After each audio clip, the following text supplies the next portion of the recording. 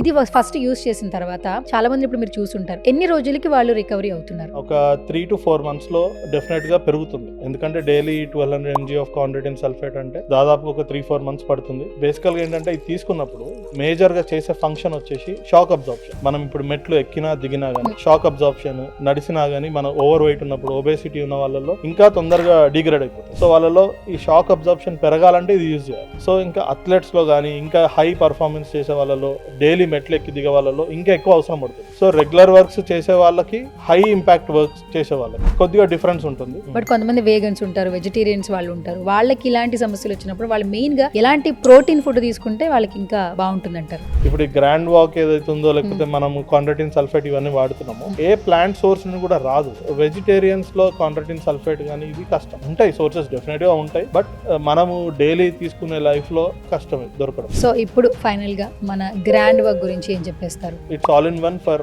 Joint health, cartilage health. Cure దాకా పోవాల్సిన అవసరం లేదు, ముందు నుండే మనం వాడుకోవచ్చు. వాడితే మనకు ప్రాబ్లమ్స్ రాకుండా ఉంటాయి.